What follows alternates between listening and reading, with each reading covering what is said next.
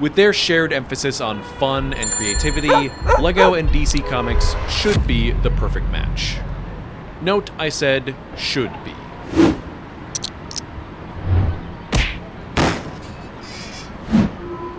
If you go to LEGO.com right now and explore their catalog by theme, you will see a listing for DC. You might think that means LEGO currently has a DC Comics theme, but it really doesn't. Navigate to that page and you will find 7 sets, at least at the time of recording. Let's take a look. Batman, Batman, Batman, Batman, Batman, Batman, and Batman. LEGO has a separate page for Batman for some reason, and there you will find all of the same sets as well as another Batmobile. The only non-Batman DC product you can order from LEGO right now is a Wonder Woman keychain flashlight. So out of this entire theme, we have Arkham Asylum, a Batman logo, a couple other Batman-adjacent products, 6 Batmobiles, and a Wonder Woman keychain. Let's look at Marvel for comparison. 48 sets featuring a wide range of characters, some based on movies, others inspired by the comics. As someone who's more of a DC fan, I'm kinda jealous. Quick show of hands here. Who wants to see more LEGO DC? And not just more LEGO Batman? That's what I thought.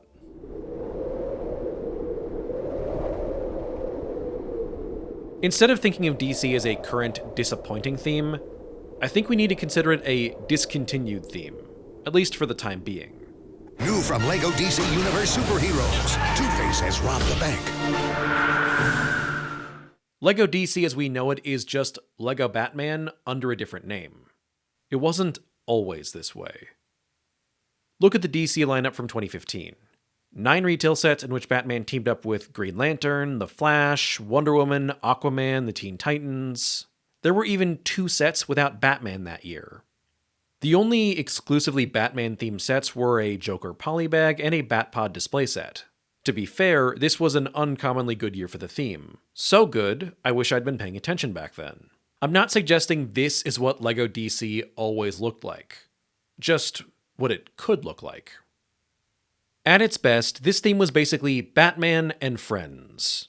But not just Batman. For years, its output fell into 3 basic categories. Sets featuring Batman, sets featuring other heroes, and sets featuring both. That, like so many other things, came to an end in 2020. Wonder Woman 1984 hit streaming and theaters December 25th of that year. I remember because I stayed up late to watch it, and it ruined Christmas. You're putting yourself and everyone else in grave danger. I need you to give me the stone. And it may have ruined LEGO DC as well. For about a decade, DC's cinematic output was either controversial, too dark for LEGO's kid-friendly vibe, or both. When LEGO did release tie-in sets for these movies, they just weren't very exciting. Compare that to the sets from the LEGO Batman movie. Even if you prefer the darker, more grounded take on this universe, it clearly doesn't translate well to LEGO. Wonder Woman 1984 was the last movie in the DC Extended Universe to get a tie-in set. That set retailed for $39.99 USD. Today, you can find it sealed for $17. Nobody wanted it then, and it seems nobody wants it now. I think LEGO had already lost most of its confidence in DC, and this was just the last push it needed to kill the theme. Batman survived, of course. In the world of merchandising, ironically, Batman is bulletproof. He's got cars, planes, motorcycles, all kinds of gizmos, even a boat, every one of which can be adapted into a killer playset. So on top of his massive popularity, he's also just ideal for selling toys. Think about it. What does Green Lantern need with a car?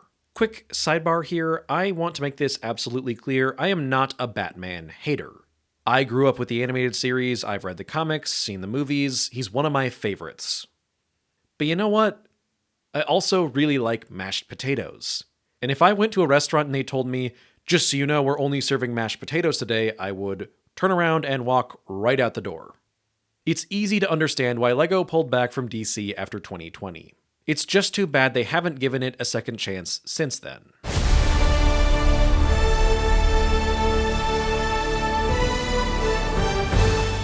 There was a new Superman movie in theaters last year, and it was generally well received, but it didn't get a single tie-in set. It's getting a spin-off this year with Supergirl, and still nothing. I think it's going to take more time to rebuild LEGO's faith in DC. The release of James Gunn's Superman might have been a factor in LEGO making a Superman-themed mech last year, but we don't really know. I can't stress this enough. This is the only retail set to feature a DC character outside the Batman family in the last 6 years. Maybe LEGO was pleased with that set's sales numbers and they're going to announce a whole wave of affordable DC sets any day now. Or maybe they weren't impressed and these characters are on ice for the next decade.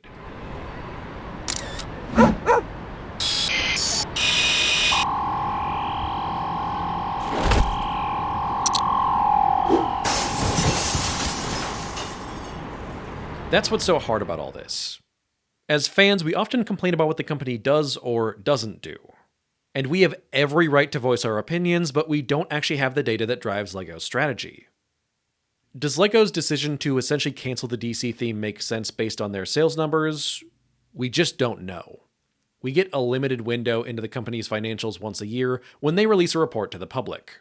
Those reports usually highlight 3 to 5 of their best-selling themes in no particular order. Star Wars, City, Technic, and Icons consistently make the list. Harry Potter was up there until it got kneecapped by Botanicals last year. Good. Other highlighted themes include Creator, Friends, Ninjago, and Duplo. I checked every report since 2012, the year LEGO DC was introduced. DC has never made the list. Neither has Batman or any other superhero theme. That only tells us so much, though. Theoretically, DC could be ranked number 6 or dead last. We're also not sure how this theme would be labeled even if it did join the list. DC and Marvel are actually overseen by the same team. Externally, they have their own branding, while internally they're essentially one theme called Superhero. Brickset interviewed someone from that team, and they explained that Marvel gets more sets because that's what kids and parents are familiar with. And to be honest, I can't argue with that. That designer expressed hope that someday DC and Marvel would receive equal treatment. But that was 4 years ago. It's probably true that many DC characters are not popular enough to carry their own set. There's an obvious solution to this, and it's one LEGO has used before. Just add other heroes into what would otherwise be considered Batman sets. They can keep making Batmobiles because, honestly, most of them are pretty cool, but just throw in Green Lantern or Aquaman and a nice little side build. And once every few years, give us a Wonder Woman set, or The Flash, or Superman. He's way behind Batman in terms of total revenue, but he's still a multi-billion-dollar property. Folks, I'm not gonna lie, the situation looks pretty grim for LEGO DC. It's easy to say vote with your wallet, but how are we supposed to do that? I was one of many people that got the Superman mech because it might be all we're ever going to get. And I'm not even that big of a fan of this style of mech. Did all of those purchases move the needle at all? Only time will tell. As I was writing this video, I went over a lot more data and spent way more time defining the problem, and I just didn't like how the script was turning out. It felt so negative. I'm not the first person to complain about this, and if something doesn't change soon, I won't be the last. It's easy to say that LEGO is just giving us crumbs. But that's a very defeatist way of looking at it. This whole building system wasn't just supposed to turn us into consumers. It's supposed to encourage us to be, borrowing a term from another theme, creators. Does LEGO's neglect of the theme present DC fans with a challenge? Yes. But do you know what our favorite characters do when they're presented with a challenge? They solve it.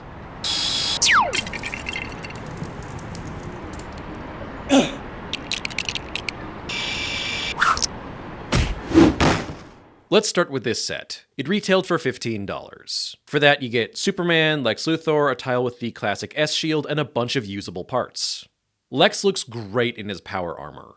I honestly think this is on par with a lot of the recent collectible minifigs. Superman left a bit to be desired, but that was an easy fix. I ordered some dual molded red and blue legs and swapped the hips for red. Are you supposed to do that?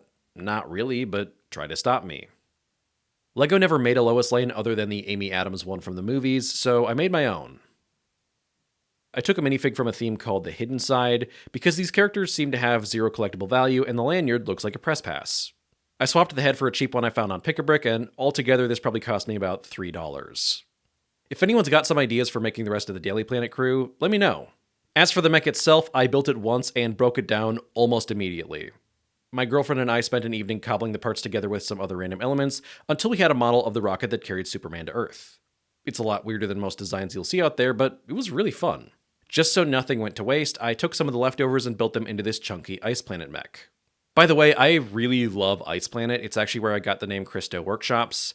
I really want to do a video about this soon. I've just got lots of other ideas I'm juggling. This one set ultimately inspired me to keep building Superman mocks.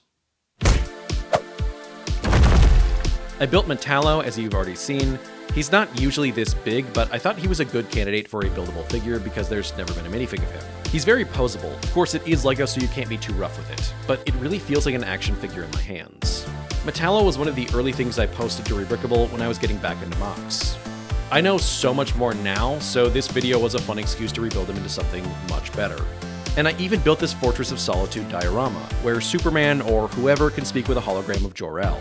It's inspired by the crystal architecture we see in the 1978 movie. I use it as a bookend, and it really livens up my graphic novel shelf. I found this printed slope on Bricklink. Originally it was from the Mighty Micros sub-theme. Those were so weird.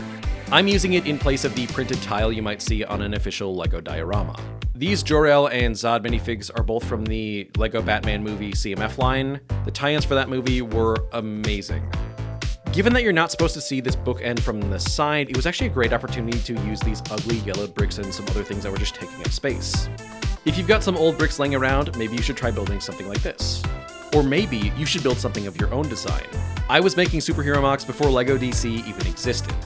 Back then I had to make do with these horrible customs that I made, but it's much easier now. So find a cheap DC minifig or some unique parts on Bricklink and give your favorite character the set they deserve.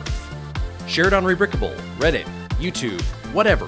DC should have a thriving mock community just like Star Wars. And maybe, just maybe, if we all pitch in, that will get LEGO's attention. And if it doesn't, you could at least get a cool bookend out of it.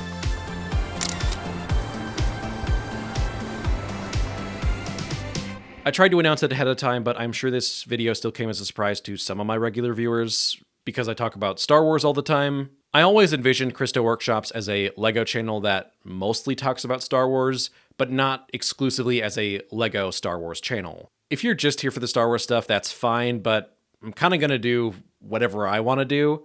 So there's going to definitely be some other themes in the mix. Anyway, thanks for watching. I'm hoping to have some updates about my Y-Wing project soon, so stay tuned for that.